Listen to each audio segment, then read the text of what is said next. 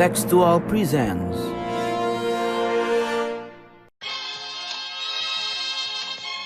Слава нашим захисникам, слава нашим захисницям. Слава Україні! Mari kita bekerja sama untuk dunia. Recover together, recover stronger. I am a fighter and not a quitter. The world is waking up and change is coming, whether you like it or not. Selamat datang kembali di podcast Bebas Aktif season kedua episode ke-60 bareng gue Raffi, ada Ikhlas juga dan ada Mas Sofwan. Dan kali ini kita rekaman di hari Sabtu 25 Februari 2023 ya. Sehari setelah tepat 1 tahun invasi Rusia ke Ukraina. Jadi nggak tahu ya kerasa apa enggak, tapi rasanya kerasa banget gitu ya. Udah setahun berjalan perang Rusia dan Ukraina, dan perang ini juga udah menelan banyak korban jiwa dari kedua belah pihak. Ratusan ribu tentara dari kedua belah pihak itu udah meregang nyawa. Masyarakat sipil juga jumlahnya juga nyampe ribuan, dan orang-orang yang harus pindah dari tempat tinggal mereka bahkan nyampe jutaan kalau menurut UNHCR gitu ya. Dan tentu saja banyak dinamika yang terjadi selama setahun kebelakang ini, di mana perangnya di Eropa Timur, tapi implikasinya juga ke kawasan-kawasan lain, dan respons dunia internasional juga macam-macam gitu ya, dari militer sampai ekonomi itu kena semua gitu dengan perang ini. Dan kita juga bakal diskusi juga soal kedepannya gimana ini perang, apakah bakal selesai, apakah ada ujung dari konflik ini. Dan buat ngomongin itu kita kedatangan tamu spesial yang sepertinya sedang banyak muncul ya di media-media. Ada Mas Radityo Dharma Putra. Selamat datang Mas Radit di podcast Bebas Aktif. Halo teman-teman. Ya, jadi Mas Radit di sini seorang dosen HI juga dari Universitas Airlangga Surabaya, yang menariknya adalah ekspertisnya gitu di soal Rusia dan soal Eropa Timur dan Eropa Tengah ya. Dan ya, jadi kita bakal ngomongin itu sama Mas Radit, tapi sebelumnya teman-teman boleh follow podcast ini, podcast Bebas Aktif, dan follow sosial media kita @kontekstualcom, dan visit website kita juga di kontekstual.com. Mas Radit, ada yang mau dipromosikan? Kebetulan saya ngajar di UNER, dan UNER sekarang baru punya pusat studi Eropa dan Eurasia. Jadi ke depan kita bakal punya program-program menarik yang mungkin mendatangkan ahli dari kawasan secara langsung, kawasan Eropa Tengah, Eropa Timur, Asia Tengah, dan Kaukasus Selatan. Jadi nantikan aja update-update itu. Seperti biasa kita akan mulai dari latar belakang gitu ya, sebelum kita ngomongin lebih kemana-mana lagi. Udah setahun perang Rusia-Ukraina, tapi sebelum itu apa sih yang terbaru dari konflik ini? Apa status quo-nya gitu? Ya, jadi status quo-nya seperti yang sudah dibahas oleh banyak media juga, itu ya sekarang masih dominan situasinya ya kita ada dalam suatu grinding halt gitu lah, dalam peperangan gitu kan. Karena setelah dari mulainya perang di awal kan kita lihat dalam 1-2 bulan pertama itu Rusia kemajuan Rusia, Russian advance itu cepat dan sudah hampir mencapai Kiev gitu kan, mendapatkan dan mengontrol Kiev. Tapi kemudian kita lihat tentara Ukraina dengan dukungan dari Barat dan juga kesolidan rakyatnya sendiri gitu kan, sampai sekarang itu bisa kickback Rusia dan mengambil beberapa kota yang besar gitu, dan kemudian ya membalikan apa yang sudah Rusia dapatkan di awal-awal perang. Nah, tapi kemudian akhirnya nggak ada kemajuan spesifik lagi, tidak ada kemajuan besar lagi dalam beberapa hampir mungkin 4-5 bulan ke belakang gitu. Jadinya terutama sepanjang musim dingin, jadinya kita lihat ada halt yang masih panjang ini. Dan ada di tengah terjadi 1 tahun perang ini kan anniversary, ada rumor-rumor mau ada ofensif baru lah dan lain sebagainya. Tapi kita lihat sampai sekarang itu juga belum kejadian. Rencana merayakan anniversary dengan serangan gitu ya dari Rusia. Tapi berarti kalau ya Rusia di awal-awal sempat dikatakan udah mau menuju Kiev dan lain-lain, berarti semacam kehabisan bensin mungkin ya kelasnya? Kehabisan bensin, kehabisan tank, kehabisan orang, kehabisan banyak hal sebenarnya. Kalau bisa dibilang Rusia itu sendiri kehabisan dukungan diplomatik juga secara internasional. Meskipun nggak kehabisan segalanya, karena masih jalan gitu sampai sekarang. Kalau tadi Ikhlas bilang perang Rusia-Ukraina ini ada di grinding halt gitu ya, sedang stuck lah. Dengan status quo ini, dengan kondisi ini, sebenarnya siapa yang diuntungkan, Rusia atau Ukraina? Kalau kita mau lihat siapa yang unggul dalam perang ini gitu. Iya, menariknya kayaknya nggak ada ya. Status quo-nya tidak menguntungkan siapa-siapa. karena di satu sisi Rusia yang di awal sempat lumayan aktif, progresnya lumayan gitu masuk sampai mendekati Kiev, sekarang harus mundur lagi. Ukraina juga sempat memukul mundur Rusia, tapi sekarang berhenti gitu ya. Mereka di kota Bakhmut sedang stalemate gitu, impas malah posisinya. Ukraina nggak bisa maju, nggak bisa mukul mundur, Rusia juga nggak bisa maju gitu. Seperti yang tadi disebut sama Ikhlas. Jadi di kondisi ini sebetulnya nggak ada yang diuntungkan. Kondisi ini juga membuat negara-negara Barat, walaupun masih terus meningkatkan bantuannya, juga mereka ragu-ragu kan ini sampai mana gitu. Ini mau sampai mana dan butuh berapa banyak bantuan lagi gitu untuk Ukraina supaya dia bisa mukul mundur Rusia. Sementara dari sisi Rusia, mereka juga bingung kan ini posisinya kalau mereka bikin mobilisasi baru, kemarin kan masih parsial ya mobilisasi yang dilakukan. Kalau mereka bikin mobilisasi massal jilid baru, pasti akan dapat banyak tentangan dari masyarakat. Makanya sekarang juga banyak muncul narasi-narasi ada konflik internal di Rusia antara Wagner Group dengan tentara-tentara yang lain, dengan pimpinan-pimpinan tentara Rusia, jenderal-jenderal seperti Shoigu misalnya, Menteri Pertahanan. Ini udah mulai muncul gitu. Jadi di Rusia sendiri juga mereka kebingungan mereka harus mengakhiri perang atau melanjutkannya dengan cara apa. Kalau kita sebenarnya waktu awal-awal perang itu ya Mas, kalau yang saya perhatikan adalah rasa-rasanya kok Rusia bisa menang mudah, dan itu kayaknya juga alasan kenapa Putin berani gitu ya untuk maju menginvasi Ukraina gitu. Tapi kenyataannya setahun berjalan masih impas gitu. Apa sih faktor-faktornya yang bikin Rusia nggak bisa memenuhi ekspektasinya mereka sendiri bahwa mereka akan dengan mudah menguasai sampai Kiev? Salah satu yang menurutku penting dan mungkin sering dilupakan banyak orang adalah dia nggak bisa. Dia bukannya tidak mampu, tapi dia memang tidak bisa menggunakan seluruh tenaganya untuk berperang gitu. Karena kalau melakukan itu, dia harus berargumen kepada masyarakatnya bahwa dia sedang berperang. Dan mengatakan pada masyarakat Rusia bahwa mereka sedang berperang melawan Ukraina. Itu berbeda dengan mengatakan bahwa kita sedang punya operasi militer khusus skala kecil. Karena masyarakat Rusia sudah trauma kan dengan perang dunia kedua terutama. Sehingga kalau tiba-tiba mereka disuruh ikut perang lagi, meyakinkan masyarakat itu sulit. Sementara legitimasi pemerintah, walaupun pemerintahnya otoriter, itu sama extent otoriter, tapi dia masih butuh. Pemerintahan Putin ini masih butuh legitimasi dari masyarakat. Itulah kenapa dia nggak bisa total. Menurut saya, salah satu argumen utamanya dia tidak bisa memang mengerahkan seluruh tenaganya. Bahkan kalau kita lihat mobilisasi parsial yang dilakukan pun terbatas gitu, tidak di kota-kota besar, tapi di pinggir-pinggir, di kota-kota kecil, bukan di barat misalnya, bukan di Saint Petersburg, bukan di Moskow, juga tidak melibatkan masyarakat umum, tapi misalnya dari warga-warga atau warga Rusia yang ada di penjara, lalu mereka dikirim ke medan perang. Sehingga akhirnya memang kita kan terbayang di awal harusnya Rusia punya kemampuan militer cukup, orang yang cukup jauh lebih besar daripada Ukraina untuk benar-benar total gitu ya, mengambil wilayah Ukraina. Tapi ternyata memang tidak bisa dilakukan. Tidak bisa dilakukan karena kalau dilakukan akan menimbulkan gejolak yang lebih besar. Itu sih. Jadi ini sekarang delicate balance-nya adalah dia berusaha untuk tetap mengatakan ke masyarakat ini kita akan menang, tapi tenang, kita tidak akan minta kamu untuk ikut perang. Nah itu kan balance-nya ada di tengah-tengah ya, supaya dia tetap dapat legitimasi, tapi juga tidak menggoyang lagi iklim politik domestik di Rusia.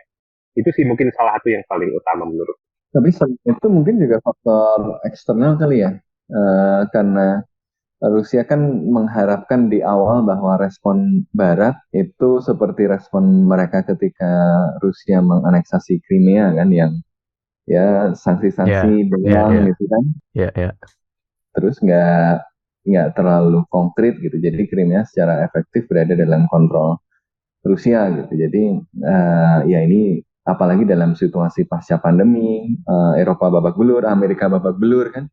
Wah ini the right time ini gitu kan, untuk melakukan serangan itu.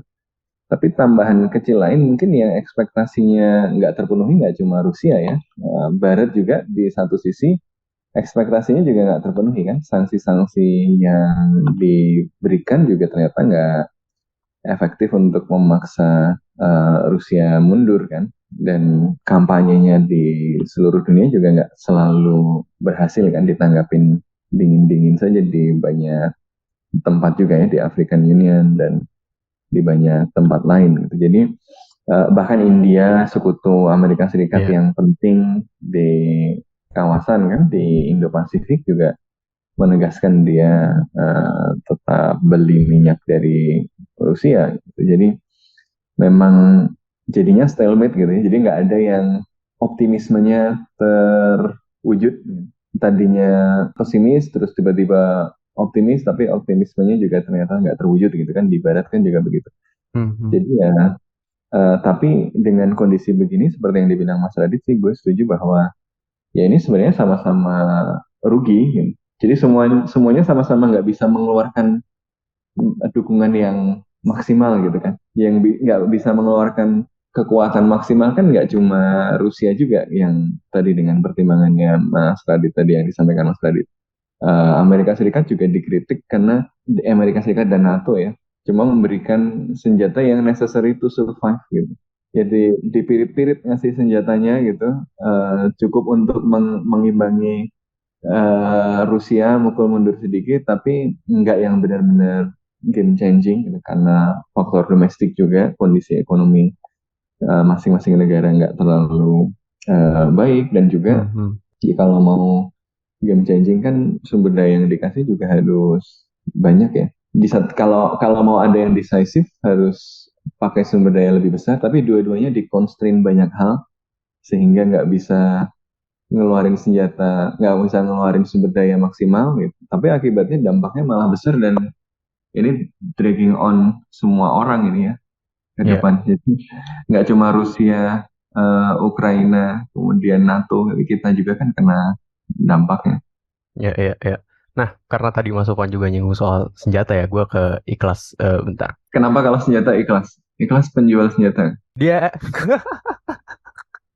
dia paham seluk-beluk ini ya, alutsista sepertinya. Waduh, dari mana itu?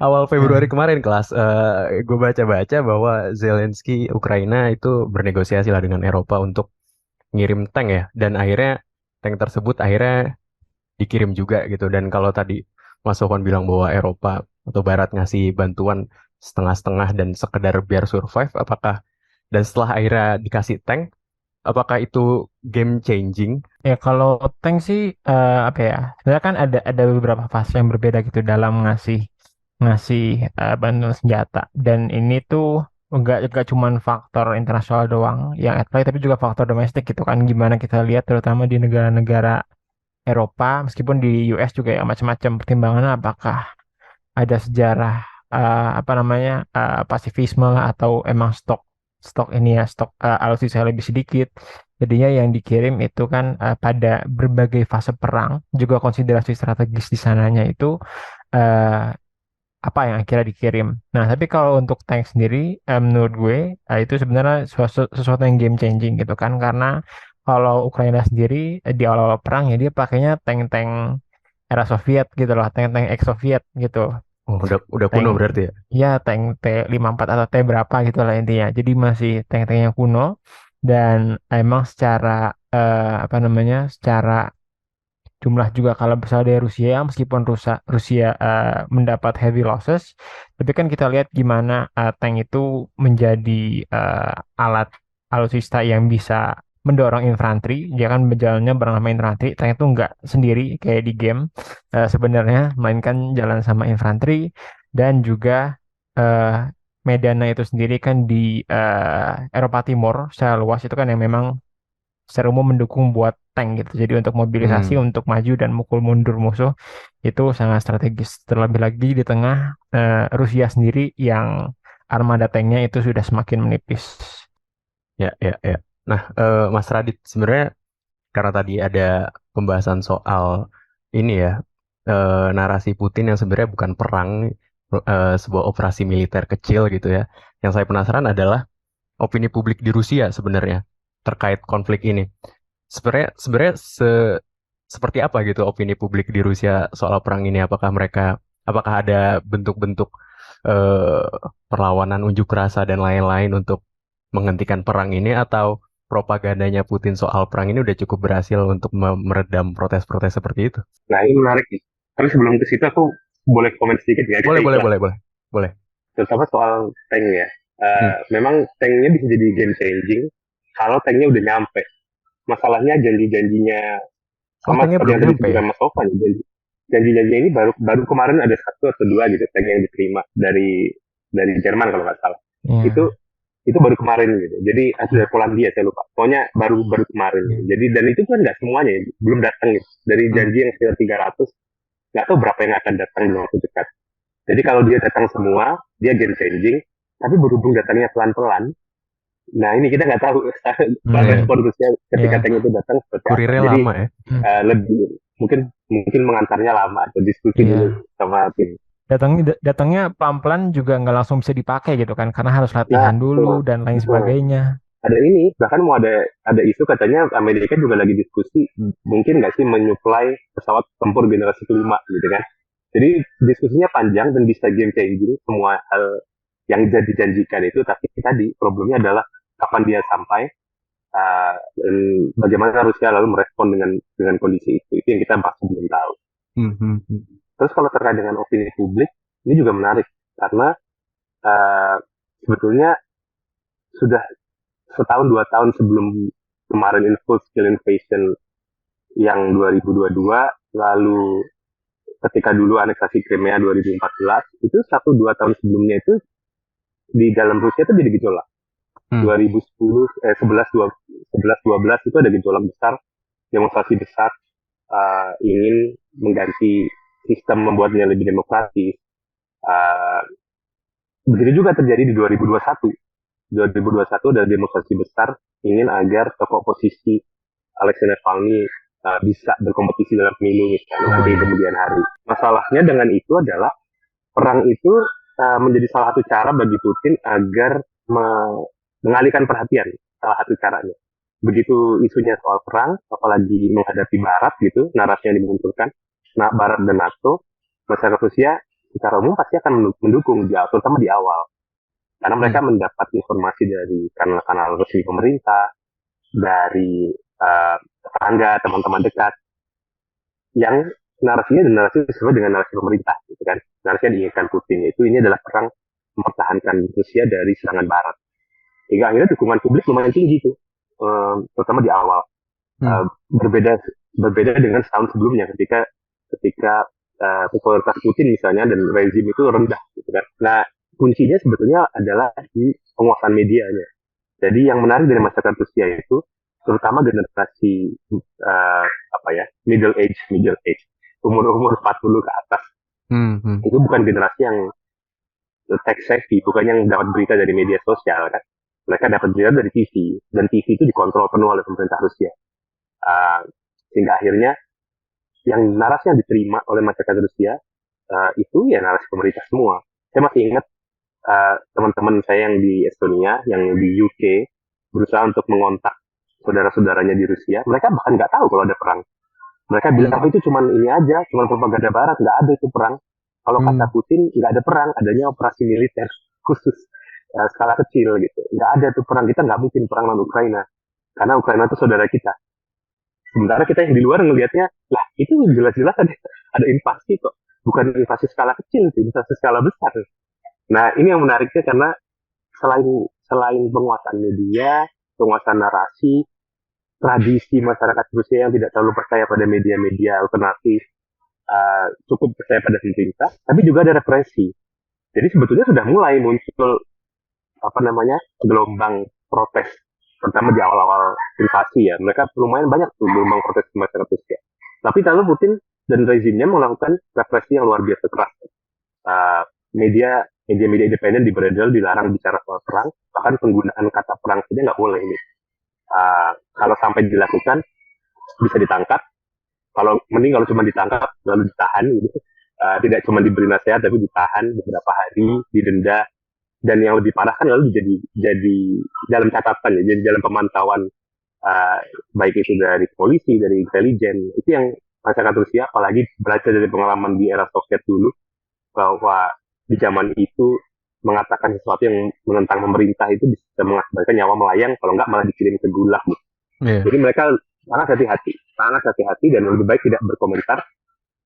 Dan ada juga porsi dari masyarakat itu yang percaya pada apa yang disampaikan oleh Putin, bahwa itu bukan cuma Putin atau bukan cuma represi pemerintah, tapi memang masyarakatnya sendiri percaya bahwa Ukraina itu adalah bagian dari dia, bahwa itu adalah wilayah historis dari Rusia, dan itu ada di buku-buku sejarahnya. Ini yang membuat dia menjadi sangat complicated, membuat upaya untuk mengurai benang kusut soal informasi yang diterima oleh masyarakat Rusia ini nggak bisa cuman misalnya kita bikin kanal-kanal alternatif lalu pakai media sosial, nggak bisa, karena yang dipahami masyarakat Rusia itu sudah ada sejak dalam buku sejarah mereka, pelajaran sejarah mereka, bahwa Ukraina itu seperti apa, Ukraina itu bagian dari Soviet, bagian dari Imperium Rusia dulu, sehingga mudah sebenarnya Putin melakukan propaganda atau melakukan represi itu tidak semata-mata itu, tapi itu nilai-nilai yang sudah dipegang masyarakat Rusia juga. Tapi selain itu juga menurut gue tuh ada kemarin udah lama sih kayak gue baca, tapi yang dia tuh lebih tulisan yang bilang dia kalau sebenarnya legitimasi rezim, kan dia kan sempat disinggung juga sama saat itu, legitimasi rezim Putin dan di Rusia itu lebih bergantung kepada partisipasi pasif gitu kan dari rakyatnya gitu. Maksudnya nggak kayak di kita di Indonesia atau di negara demokrasi lainnya yang kita banyak ikut pemilu, demonstrasi, kita masukin berpendapat dan lain sebagainya. Sebenarnya legitimasi di Rusia tuh ya udah yang penting kehidupan sehari-hari masyarakat tuh nggak terganggu gitu aja gitu. Dan selama itu bisa terjaga, eh, harusnya pemerintahan Putin bisa bebas melakukan apa aja gitu. Tetapi balance itu terganggu gitu. Dan ini juga direfleksikan dari protes yang ada ketika dilaksanakan adanya mobilisasi parsial gitu kan. Yang dia juga sedikit banyak meskipun nggak memengaruhi semuanya ya karena selektif juga penerapannya, tapi itu jelas memengaruhi beberapa sebagian dari kehidupan warga Rusia gitu kan ya, kayak anak lu tahu-tahu dicabut diajak perang gitu kan itu jelas-jelas mendisrupsi. Jadi sangat personal gitu ya. Iya, jadi emang sangat personal gitu loh, sangat udah mendisrupsi kehidupan sehari-hari warga Rusia. Karena kalau sebelumnya mah ya rezim mau bilang apa, mau bilang oh perang nggak perang, ya udah ngikut-ngikut aja gitu. Tapi ketika udah memengaruhi kehidupan saya pribadi itu baru kemudian kegoyahan di rezim itu mulai terasa gitu kan. Dan protes-protes paling banyak merebak justru ya ketika ada yang mobilisasi parsial itu, ya orang-orang menolak mobilisasi karena ya maksudnya terserah lo perang aja Rusia tapi jangan ajak gue gitu loh. Iya. Kayak ya udah gue pengen hidup kayak as usual, as biasa aja, yang akhirnya mengakibatkan banyak kayak sekitar 700-800 ribu orang Rusia juga eksodus dari Rusia gitu kan, menghindari mobilisasi parsial ini. Ini makanya memang ada taktiknya milihnya kan ya. Makanya yang dipilih ya yang kira-kira kalau keganggu nggak terlalu bisa punya dampak besar gitu. Makanya kalau lihat laporan-laporan itu banyak yang dikirim kan dari kalangan minoritas atau dari yang miskin-miskin gitu kan ya. Nah, gue sebenarnya penasaran ini sih, karena ide dari sanksi itu kan sebenarnya itu bagaimana kemudian diharapkan dengan adanya sanksi kehidupan masyarakat terdisrupsi, terus mereka protes, kemudian karena protes itu kemudian pemerintah Rusia bisa dipaksa untuk menyesuaikan atau malah lebih baik lagi ya sampai ada regime change di Rusia gitu. Tapi kira-kira kenapa Mas Radit ya? Kok sanksi yang awal-awal itu cukup dilihat kalau dilihat laporan berita kayaknya cukup menggigit gitu ya. Waktu itu ada laporan orang pada antre di swalayan-swalayan, terus di kereta api orang kesulitan gitu. Oh iya. Itu kok jadi kayak biasa lagi? Apa yang membuat sanksi-sanksi dari NATO, dari Amerika ini nggak berhasil menciptakan disrupsi yang diharapkan? Nah, ini yang menarik nih. Karena sanksinya ini kan dalam banyak hal menyasar orang-orang yang memang sudah kaya ya. Jadi di satu sisi sanksi terutama dari 2014 itu menyasar para elit. Nah, yang diharapkan kan sebenarnya tadi seperti Mas Sofan bilang, sanksi yang sekarang itu menyasar menyasar masyarakat sipil kan, orang umum gitu, yang kondisinya sebenarnya lebih parah. Nah, tapi tradisi dan sejarah masyarakat Rusia itu menunjuk jadi menderita itu terutama buat orang-orang yang ada di luar pusat-pusat kota ya, di luar pusat-pusat pemerintahan atau pusat ekonomi, itu sudah biasa. Dan itu sudah terjadi sejak zaman awal Putin. Jadi kalau kita lihat yang dibilang kemajuan ekonomi Rusia selama ini itu di kota-kota besar, yang di kota-kota kecil itu mereka yang selama ini menderita juga gitu. Itu salah satu yang jadi fitur utama masyarakat Rusia sebetulnya. Kemampuan mereka tuh bertahan dari gejolak yang sudah ada selama ini, dan mereka hidup biasa aja. Dan kita kan harus ingat bahwa Rusia itu besar banget ya, wilayahnya, dan masyarakat yang tinggal di Moskow, di Saint Petersburg mungkin merasakan itu, sehingga akhirnya mereka ada yang protes, ada yang lari ketika ada mobilisasi. Yang lain yang nggak bisa kemana-mana, nggak punya uang, dan memang harus tetap hidup, jadi mereka nggak peduli juga. Yang penting tadi sebenarnya salah satu poinnya, mereka masih bisa survive dengan apa yang selama ini mereka lakukan gitu. Dan kalau mau berharap sampai di level itu semuanya lalu bergerak, menderita, dan habis itu bergerak, agak sulit karena sudah bertahun-tahun itu terjadi. Aku nggak, dari awal sudah agak pesimis gitu kalau sasarannya adalah ke sana dari barat. Kayaknya mereka juga nggak paham masyarakat Indonesia itu seperti apa. Berapa juta sih yang tinggal di Moskow dan Saint Petersburg misalnya ya, di kota-kota besar, Nizhny Novgorod, di Kazan yang lumayan besar kota-kotanya, tapi dibandingkan dengan mayoritas yang lain yang dari kota-kota kecil. Dari kota-kota kecil ini, dari desa-desa ini yang malah dikirim sama Putin ke ke medan perang, karena dia tahu bahwa mereka ini nggak pernah protes, mereka nggak punya energi lagi untuk protes. Mereka udah biasa menderita seperti itu, yang sudah mereka udah menerima bahwa situasinya memang seperti ini dari dulu di Rusia. Nah, beda kalau yang misalnya disasar oleh sanksi spesifik itu masyarakat Moskow dan Saint Petersburg seperti awalnya yang diharapkan, lalu mereka demo, dan yang itu direpresi oleh Putin kan, akhirnya ditahan, dibatasi aksesnya. Nah, kalau yang itu mereka akhirnya kabur ke luar negeri. Aku punya banyak sekali teman dari Rusia yang sangat progresif gitu, anti pemerintah, mereka kabur. Karena mereka tahu ini kalau nggak kabur, mereka akan segera disuruh, entah itu ditangkap, mobilisasi. Yang pertama, mereka yang kelompok-kelompok oposisi ini akan ditarget duluan. Dan karena itu nggak ada suara oposisi lagi gitu, sedikit banget sekarang suara oposisi di Rusia. Karena yang lain ya udah gitu. In a way malah tambah kuat dong Putin ya, karena calon-calon oposisi malah pada kabur gitu. Ya itu kan, itu yang sebetulnya dari awal agak ini ya, dikritik dari terutama pendekatan Eropa ya. Pendekatan Eropa itu kan melarang orang Rusia datang ke sana. Jadi mereka berharap atau paling tidak Rusia ini orang-orangnya jangan sampai ke Eropa. Kira-kira gitu kan. Karena Eropa punya kewajiban moral menjaga supaya orang-orang yang, walaupun orang Rusia ada yang mau datang, itu adalah orang-orang Rusia yang jelas-jelas oposisi rezim.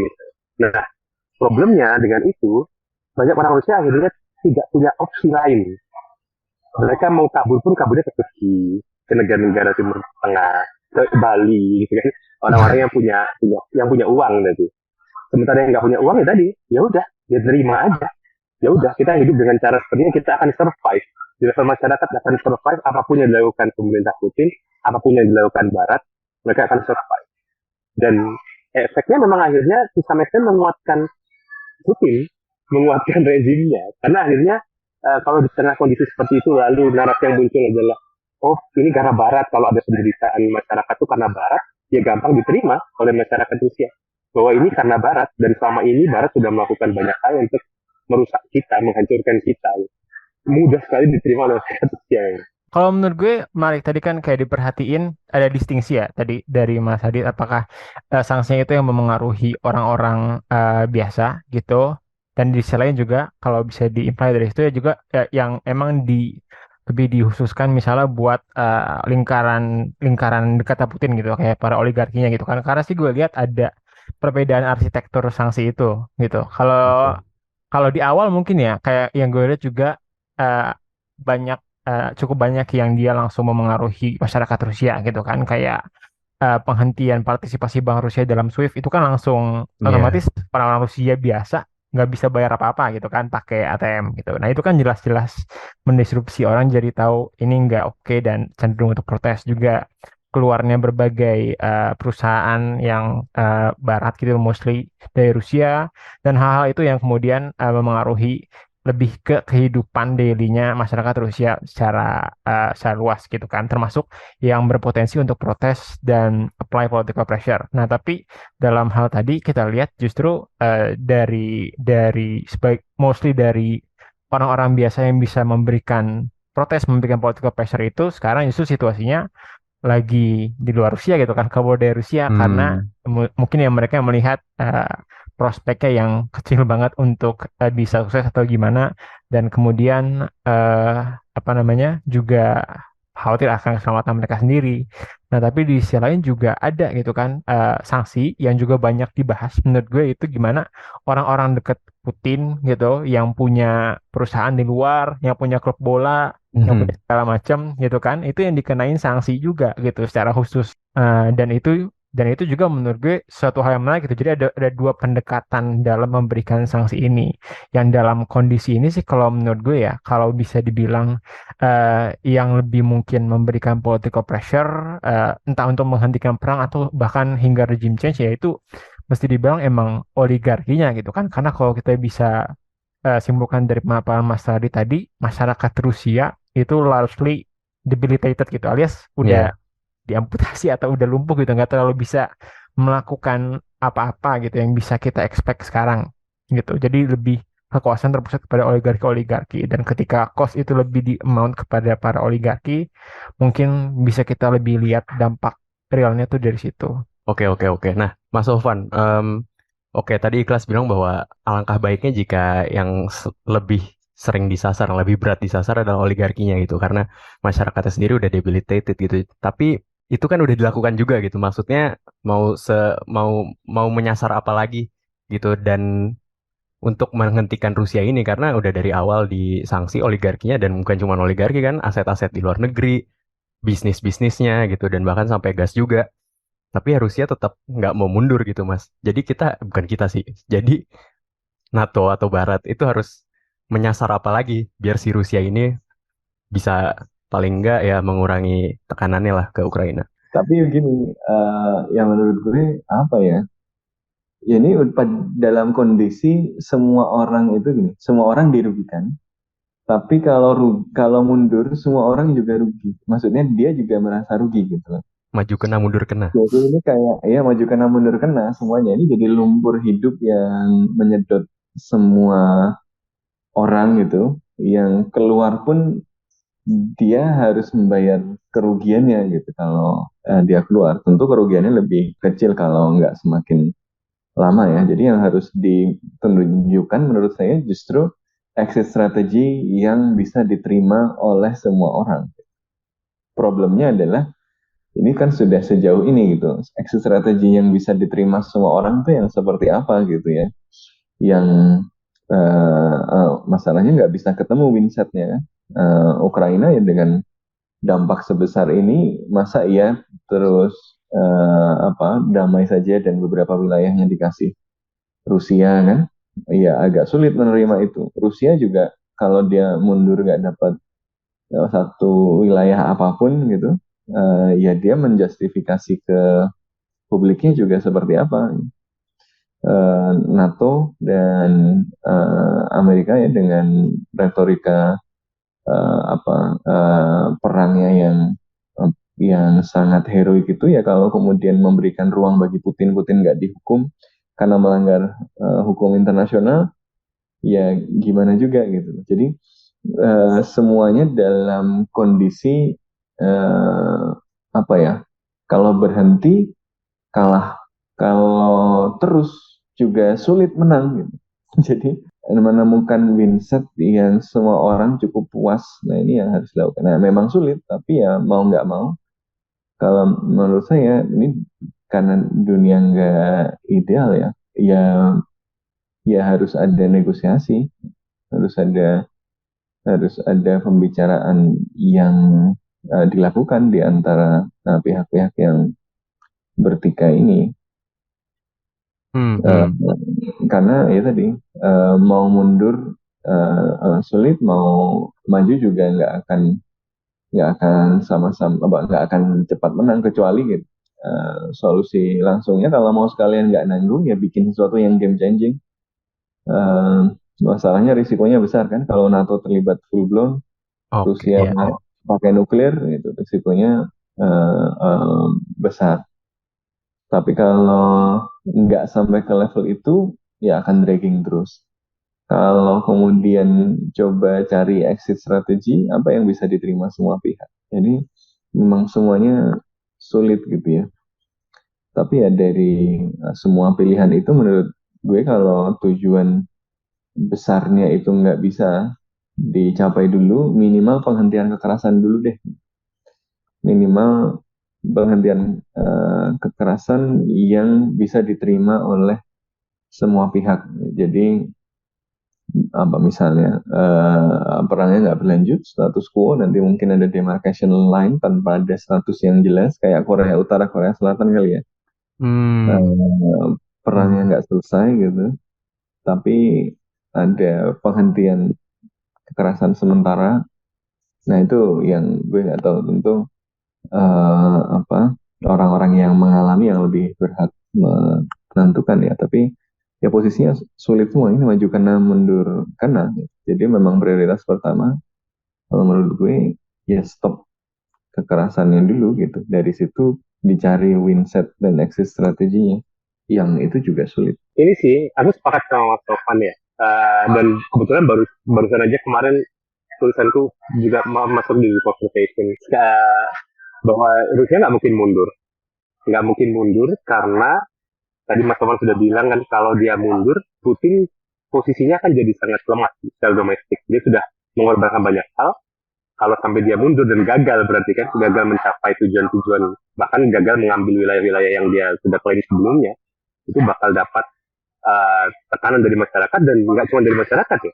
Yang lebih parah adalah tekanan dari kelompok-kelompok sekitarnya tadi, dari para oligark, dari kelompok-kelompok yang lebih ekstrim, seperti Ramzan Kadyrov, seperti Prigozhin misalnya, orang-orang yang punya posisi untuk misalnya menggantikan dia atau menjatuhkan dia kalau sampai dia gagal gitu. Jadi dia nggak mungkin mundur. Di satu sisi yang lain, Ukraina nggak mungkin berhenti juga, dia mati-matian gitu. Kita tahu lah psikologi negara yang diserang dan mempertahankan wilayah itu sampai titik darah penghabisan, dia nggak akan mau mundur gitu. Dan apalagi sudah menderita sejauh ini gitu kan, sudah banyak banget yang tadi sudah disebut di awal, jutaan orang tidak bisa tinggal di situ lagi gitu. Ada banyak korban. Jadi dia, kalau istilahnya Zelensky yang terakhir itu tidak akan menyerahkan sejengkal pun tanahnya gitu kan. Nah makanya ada di posisi yang tadi Mas Tovan bilang stuck gitu. Ini posisi yang nggak bisa kemana-mana gitu. Nah salah satu yang nanti Mas Tovan bisa nambahin ya, ada salah satu kajian konflik yang menarik ketika negosiasi itu bisa diadakan kalau kondisinya sudah seperti itu, sudah mutually hurting gitu. Kalau dia maju dia hancur, kalau mundur pun hancur gitu. Jadi mungkin bisa setelah itu jadikan negosiasi awal. Tapi tadi masalahnya bukan kita yang menentukan itu nanti, yang menentukan harus mereka kan, mereka yang harus memulai. Terutama mungkin Ukraina dan tentu Rusia dia yang harus mulai duluan. Tapi aku malah melihat di situ mungkin nanti akan ada peran negara-negara yang sama ini netral, negara-negara yang sama ini posisinya tidak terang-terangan pro Ukraina dan tidak terang-terangan pro Rusia gitu ya. Negara-negara seperti Indonesia, negara-negara kota menengah, Brazil, Turki, mungkin Meksiko, negara-negara yang punya kemampuan untuk bareng-bareng mungkin menawarkan menawarkan tempat untuk negosiasi aja, atau misalnya menawarkan kita yang jadi mediator bersama gitu. Jadi bukan Barat, karena Rusia mungkin nggak akan mau juga, dan juga bukan negara-negara seperti Cina misalnya, yang mungkin Ukraina juga akan ragu gitu kalau Cina yang menjadi mediator gitu, karena semakin hari semakin dekat posisi Cina gitu.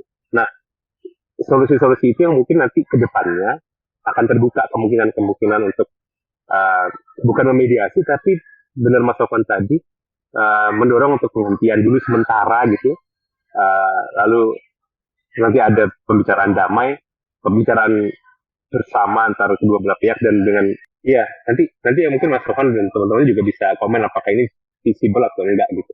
Jadi karena kondisinya sudah stalemate gini, mungkin nanti akan ada window of opportunity ya, akan ada peluang terbuka untuk mendorong agar dua belah pihak ini berhenti sebentar, lalu negosiasi. Cuma sama ini kan negosiasi dilakukan di Turki, mungkin nanti maunya di Belarus gitu kan, Rusia.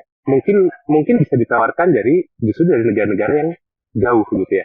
Kita yang Indonesia, Brazil, negara-negara yang selama ini perannya mungkin masih minor, tapi sebenarnya punya suara yang cukup besar mewakili negara-negara global south gitu.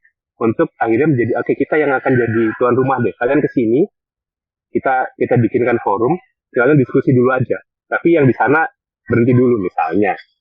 Memang agak jauh ya sepertinya peluangnya. Cuman maksudku karena nggak akan mungkin mengandalkan negara-negara Eropa untuk menjadi mediator atau untuk menjadi tempat negosiasi damai. Begitu juga tidak mungkin mengandalkan Cina dan negara-negara lain yang selama ini sudah cenderung mendekat ke Rusia gitu. Karena kalau mengandalkan ini berhenti dari salah satu pihak, terutama dari Rusia berhenti, ya itu tadi argumenku itu nggak mungkin dilakukan.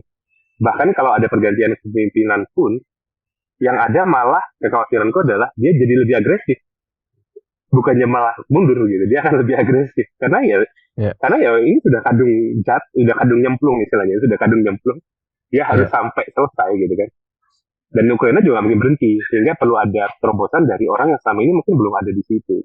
Itu aja sih angan-angannya, sebenarnya hypothetical situation ke depan.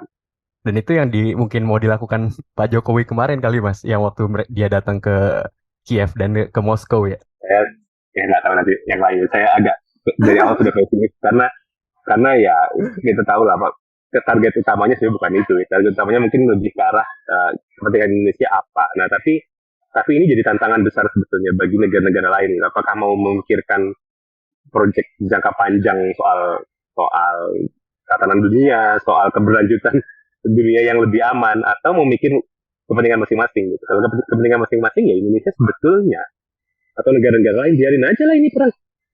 Itu salah satu argumen itu juga ya. Kalau memang ada jalan lainnya, dari biarin aja. Sampai nanti dua-duanya, kayak orang berantem, pukul-pukulan, sampai dua-duanya menjelang mati gitu ya. Kayak udah nggak bisa ngapa-ngapain, biarin aja dulu, sampai habis. Baru nanti di akhir kita tawarin, oke udah capek belum nih? Kalau udah capek, oke mari kita diskusin bareng-bareng gitu. Tapi kalau menunggu sampai itu kan, ya kita tahu berapa banyak korban yang mungkin terjadi. Korban sipil, kalau senjata yang digunakan makin mematikan, itu kan makin parah gitu. Kita mau nunggu sampai itu atau mau coba cari jalan lain gitu. Ada dua sih menurutku opsinya. Ya tadi, tunggu aja sampai dua-duanya sudah capek berkelahi, habis itu mereka ngajukan sendiri, atau negara-negara lain di luar negara-negara Barat dan negara-negara yang sudah dekat dengan Rusia mencoba ngasih jalan tengah. Iya, tapi memang ya pada titik itu memang bukan opsi yang ideal ya kalau nunggu semuanya pada level kerusakan yang mereka nggak bisa tahan lagi gitu. Karena makin orang terseret ke dalam konflik, mereka kan juga makin nggak rasional sebenarnya dalam banyak hal gitu ya.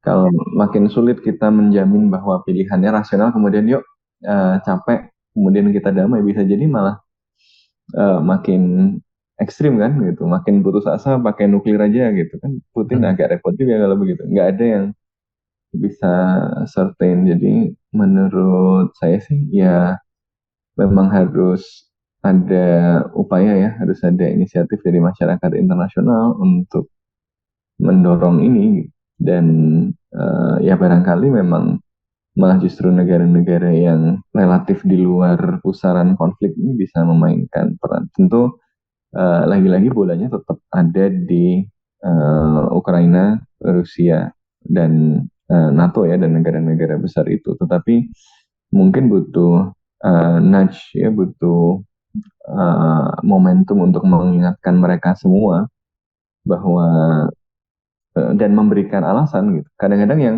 dibutuhkan oleh aktor-aktor yang dalam konflik itu kan alasan untuk mereka melakukan sesuatu yang otherwise nanti dilihat sebagai lemah atau kalah gitu ya.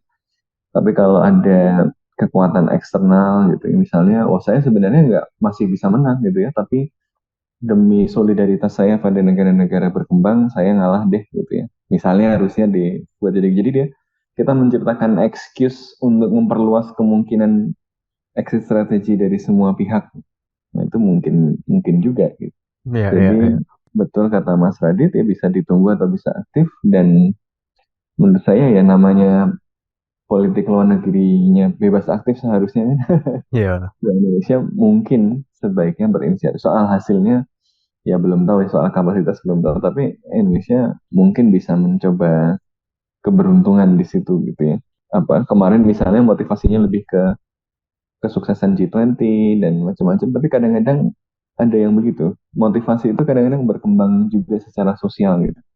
Tadinya niat maju untuk kepentingan pribadi, tiba-tiba ini kan film superhero banyak gitu kan. Tiba-tiba peduli beneran. Beneran perang, terus tiba-tiba jadi gitu. Tiba-tiba menemukan pencerahan di tengah-tengah gitu. Ya kita nggak tahu. Iya. Ada accidental heroes gitu. Siapa tahu Wah. ada yang bisa jadi accidental heroes kan? Salah satu perkembangan terakhir yang menurut gue menarik adalah posisi Cina dalam konflik ini gitu. Karena awal-awalnya mereka apa ya kayak maju mundur juga. Mereka nggak nyebut ini sebagai invasi juga, tapi belakangan Menteri Luar Negerinya China berkunjung ke Moskow dan salah satu rumor, gue nggak tahu ini rumor atau tuduhan beneran yang beredar di kalangan di Amerika lah itu adalah kemungkinan bahwa China akan mensupport Rusia secara militer gitu yang bakal tip the balance dari deadlock ini gitu. Nah, kalau lu ngelihat posisi China dalam konflik ini gimana kelas terutama dengan perkembangan terakhir ya? Oke, kalau China sih menurut gue agak apa ya, sepanjang perang ini bukan bukan merely bystander, iya, tapi menurut gue sangat hati-hati dan maju mundur gitu loh dalam langkah-langkahnya gitu kan, karena eh, meskipun di awal kan gesturnya lebih mendukung gitu ya, kayak ya pertemanan tanpa batas, terus eh apa namanya ya masih saling mengunjungi juga dulu kan, tapi Hmm, kemudian ada juga pernyataan-pernyataan yang kayak misalnya menentang penggunaan nuklir Rusia waktu ya, G20 gitu kan, dan jadi lebih friendly juga dengan negara-negara Barat lainnya terkait tuntutannya ke Rusia. Tapi kemudian sekarang kita lihat lagi ada momentum lagi nih terkait kebijakan luar negeri Cina terhadap perang di Ukraina gitu kan, yang dia kemarin meluncurkan proposal buat perdamaian gitu kan, charm offensive gitu kalau orang bilangnya, di Ukraina, dan juga eh, kunjungan ke Moskow ini kan. Nah, tapi kalau buat buat supply supply alutsista sendiri itu sih menurut gue apa ya, nggak tahu sih. Maksudnya kan terusnya kita juga nggak begitu tahu. Tapi so far kayaknya cautioning dari Barat berarti itu belum benar-benar terjadi gitu. Meskipun kita lihat ada negara-negara lainnya yang supply Rusia gitu, in a way kayak Iran dan juga Korea Utara katanya gitu kan. hmm, eh Possibility itu mungkin, tapi again menurut gue unlikely karena akan terlalu apa ya, mungkin terlalu besar diplomatic cost-nya buat China gitu kan. Karena meskipun kalau kita bisa logika, ya Barat dukung Ukraina secara militer, harusnya negara lain juga boleh dong dukung Rusia secara iya, militer. iya, Tapi tentu the game-nya kan nggak kayak gitu di dunia internasional. Kalau Cina sampai mensupport Rusia, bisa jadi dapat secondary sanctions gitu kan. Maksudnya karena dia support Rusia, dia juga jadi kena sanctions yang itu bisa merugikan ekonominya secara luas. Sementara kan kalau yang dukung Rusia, yang supply Rusia dengan alutsista kan kayak Iran sama Korea Utara kan udah payah gitu ya iya. di mata Barat, udah kena sanksi maksimal segala macam, jadi no worries gitu. Jadi menurut gue sih so far nggak akan itu unlikely to happen, as it nggak akan terlalu menguntungkan Cina juga, dan nggak terlalu yakin juga apakah akan benar-benar tip the balance karena tergantung sama kebutuhan. Nah juga kan Rusia apa sih sebenarnya yang mau disuplai dan yang dibutuhkan. Iya, iya. Dan terakhir juga Kementerian Luar Negeri China mengeluarkan position paper gitu ya dan menawarkan sebuah proposal perdamaian Mas Radit dan sepertinya posisi juru damai ini jadinya bukan dipegang sama negara-negara seperti Indonesia atau Brazil tapi malah malah China. Nah, iya, ini menarik nih soal Cina nih. Tadi yang disampaikan Mas Ikhlas, kan Cina sendiri mungkin banyak menghitung apa yang dia dapat ya. Ya, Kalau dia sampai harus dukung total Rusia, juga nggak bagus buat Cina. Dan di sisi lain, Cina juga butuh Rusia yang stabil. Kalau sampai Rusia dikalahkan total, lalu ada gejolak domestik, lalu Rusia nggak stabil, uh, Cina juga nggak mau gitu. Karena efeknya bisa ke kawasan, kawasan Asia Tengah, hubungan Cina Rusia kemudian hari, perbatasan antara mereka berdua gitu. Jadi Cina juga butuh Rusia yang tetap tidak lebih kuat dari sekarang, tetap lemah itu agar bisa dikontrol, uh, tapi stabil. Sehingga itu mungkin salah satu alasan kenapa Cina sekarang tiba-tiba mengusulkan uh, 12 poin kalau nggak salah, 12 atau 13 poin gitu. Dari sekian poin yang coba diusulkan Cina itu sebetulnya beberapa poin diantaranya sama dengan poin-poin yang diusulkan oleh Zelensky ketika dia memberikan pidato secara virtual di G20. Cuman memang ada beberapa poin yang lebih kritik lebih kritis terhadap Barat ya. Nah, make perfect sense sebetulnya. Nah, yang mungkin perlu diperhatikan ke depan, kayaknya ini sekarang PR-nya dari negara-negara Barat. Bisa nggak sih mereka engage dengan Cina? Kalau mereka mau serius untuk mencari opsi damai gitu ya, bagaimana caranya? Memang secara rasional yang bisa menekan Rusia sekarang yang cukup dekat dengan Putin ya memang satu-satunya tinggal presidensi gitu kan. Dia punya kedekatan personal bahkan antara Xi dengan Putin gitu. Jadi kalau dia negara-negara Barat bisa datang ke Xi lalu nggak tahu menawarkan sesuatu agar Xi bisa mendorong Putin untuk berhenti dulu lalu negosiasi dan itu dikomunikasikan juga dengan Zelensky, mungkin jadi salah satu opsi. Cuman masalahnya hubungan negara-negara Barat dan Amerika terutama dengan Cina ini kan juga dalam posisi yang sudah beberapa tahun terakhir ini makin buruk kan. Malah sebetulnya sejak zaman Presiden Trump di Amerika itu ketika Rusia waktu setelah aneksasi Crimea mencoba dekat ke Cina lalu nggak terlalu serius menanggapi itu, jadi Rusia akhirnya agak kecewa. Tapi ternyata di era Trump seakan-akan Barat ini terutama Amerika itu mendorong Cina dan Rusia ada di satu posisi yang sama, jadi kayak didorong dua-duanya ke pojok gitu. Dipaksa untuk mereka berdua akhirnya jadi sangat dekat gitu. Padahal sebelumnya itu Cina dan Rusia, terutama Cina sangat hati-hati. Rusia juga nggak mau jadi junior partner dari Cina gitu. Tapi ternyata sekarang malah kayaknya Rusia butuh, Cina juga ya udahlah ya. Mereka mikirnya mungkin simple, ya udah kita ditaruh di pojok sini, ya udah kita lebih dekat ke Rusia nggak apa-apa. Nah jadi PR-nya menurut saya to stress it again nih, PR-nya ada di Barat, ada negara-negara Barat, bisa nggak mereka engage dengan Cina? Mungkin itu salah satu opsi dibanding dengan opsi yang tadi ya, opsi yang negara-negara seperti Indonesia, Brazil gitu, memang lebih kuat Cina kalau mau gitu. Nanti tinggal meyakinkan Zelensky bahwa ini tidak akan mengurangi teritorinya misalnya ya, tidak akan berdampak buruk pada Ukraina. Cina mungkin juga perlu engage dengan Ukraina secara langsung, yang selama ini mungkin belum juga dilakukan secara serius oleh Cina. Kalau memang dia serius, kemarin dia berkunjung ke Moskow kan, dia harusnya juga berkunjung ke Kiev misalnya ya. Kalau dia mau melakukan itu, makin kelihatan gitu niatan dia. Nah sekarang itu yang mungkin perlu dikejar oleh negara-negara lain, mendorong supaya Cina beneran serius gitu. Jadi nggak cuma ngasih poin proposal, tapi beneran mau mengimplementasikannya dengan cara apa. Kalau itu bisa, peluang suksesnya mungkin lebih tinggi dibanding dengan negara-negara lain. Menarik. Mas Sofwan, kalau tadi Mas Radit bilang bahwa apakah bisa Eropa mengengage dengan China gitu? Kalau menurut saya sih sebenarnya bisa ya. Cuman apakah Eropa mau gitu?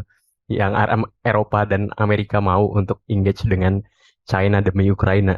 Eropa sebenarnya nggak terlalu berkeberatan ya seharusnya dengan kerjasama dengan Tiongkok. Masalahnya kan Amerika Serikat sedang melihat Tiongkok sebagai ancaman tadi. Tapi yang harus dipahami juga kan wacana soal Cina di Amerika Serikat ini kan juga dinamis sebenarnya ya.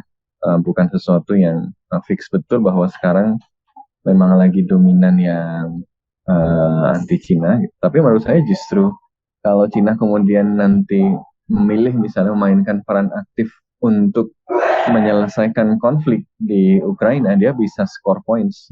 Dia score point di depan masyarakat internasional. Dia menunjukkan bahwa dia lah yang menciptakan perdamaian gitu. Dia score points di depan Rusia untuk menyediakan exit strategi yang nggak terlalu merugikan. Dia ngasih score points di Ukraina karena ya bagaimanapun kemudian membantu penyelesaian konfliknya. Dia score points di depan Amerika Serikat juga gitu karena kemudian membuat dia terbebas dari keharusan untuk mengeluarkan sumber daya yang terlalu besar dan berkelanjutan gitu ya.